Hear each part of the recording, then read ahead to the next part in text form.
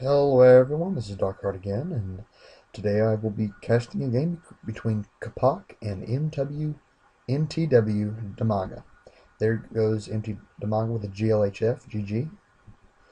Capoch with the GLHF. I believe Dimaga is expecting to win this with the GG. And let's see, the map is Cloud Kingdom, and Capoch will be spawning in the top right of the map as the green Protoss, and Dimaga will be spawning in the bottom left corner of the map as the red Zerg. And as you can see, Capoch, I believe, is playing on Capoch is playing on the EU server under a different name because it doesn't have the keyed in front of it, so it just has Capoch instead of the keyed Capoch. Now, this is so far this is an interesting game, even though we do expect to see some of the same things from Capoch as we did before. But this will be the first time I have casted the player Dimaga, and as you can see, Capoch notices that Dimaga throws down the spawning pool at the 15 supply mark, and Capoch is going to do what he normally does and try to stall the he tries to delay the start of the expansion, and as you can see, he does so with this, and he does create a pylon like last game. Now, as you can see, he opts to go for with a forge first instead of a nexus first, which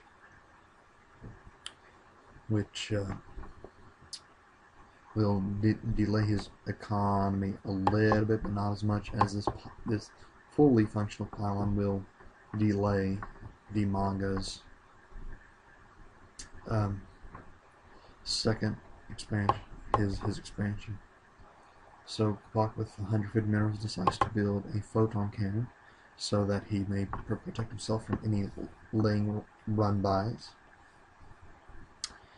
And he does create a second pylon to gain some more supply. And he's going to try to complete this wall in, and now Capoch is down in supply since this pylon was taken out by these Zerglings, and Dimaga decides to go for a double expand. And once this is up and running, this should definitely put Dimaga ahead in the income. So this expansion should be finishing for Capoch. Does he go ahead and pull units over, or no? He decides to go ahead and put units on his gas before waiting to move his units down here.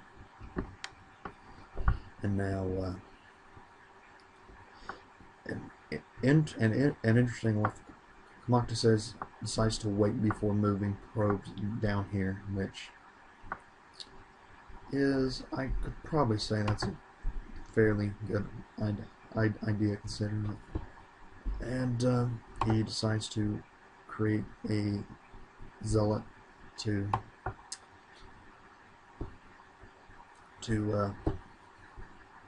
scout, which he did initially have it to block off this area, but he noticed that there wasn't any big lane push,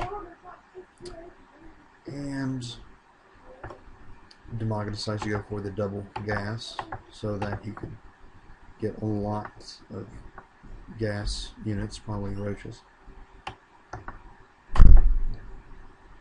And Capoch's zealot takes the tower.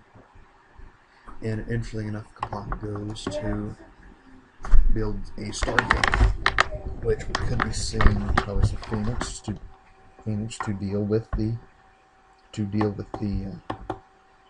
idle overlords, or we could be seeing some void rays so that he can mix in his army. DIMAGA decides to go for some metabolic boost, so that his limbs can have increased speed, and then he goes double extractor on his naturals gas geysers, and he also builds a roach warren and an evo chamber so that he could get the +1 ranged attack for his roaches.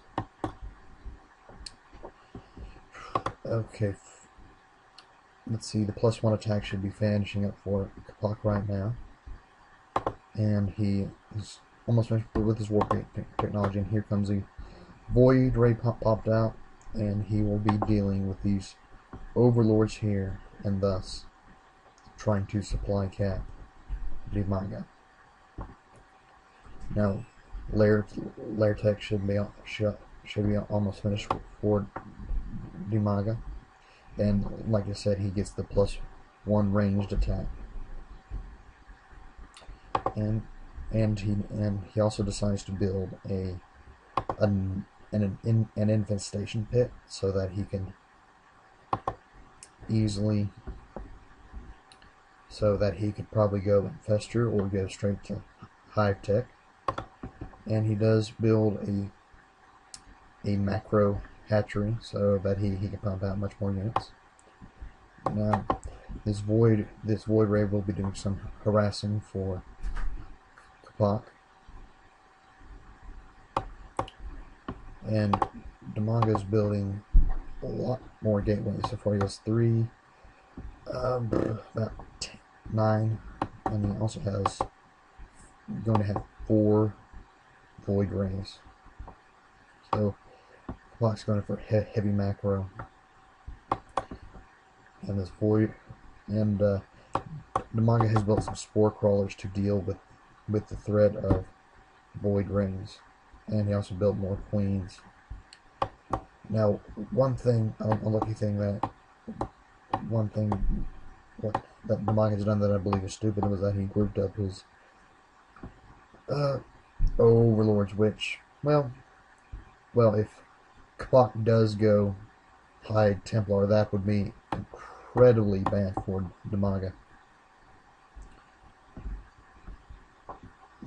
Now we see that Capoch has built a proxy pile on here and has already started one here, like in the last game versus Idra, so that we could be seeing, so we can see some easy warp ins from our Protoss player.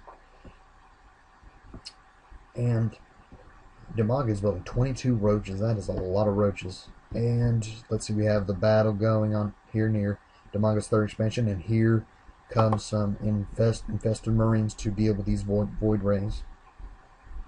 Capoch backs up a little bit so that he can try to delay the infested Terrans' time out on the field, and here comes some more infested Terran, and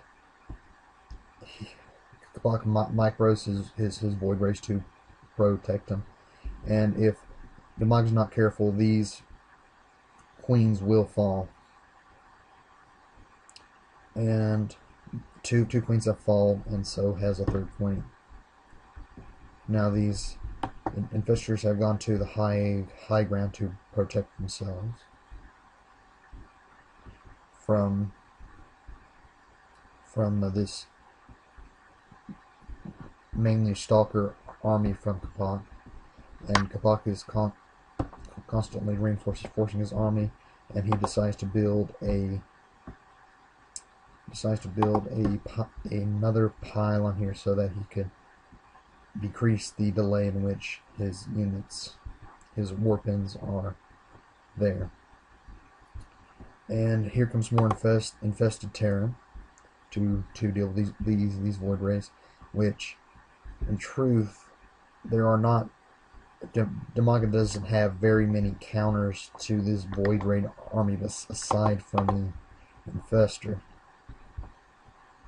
which these Infestors are going to go down. He only has one left. And DIMAGA does have a Spire, but he hasn't begun building any Mutalisks or Corruptors. And so far, Capoch is going to win this. There's the GG, and I don't know what the GL means. It means good luck, but I don't know. I don't understand why it's used in this context. And so Capoch has won this game against DIMAGA. So this is the second game I have of Capoch. I have one more with Capoch, and that's against the player MVP, the Korean player MVP. So that should prove to be an interesting game because MVP is one of the top Terran players. So I hope you guys enjoyed this game, and I hope to see you guys in the near future.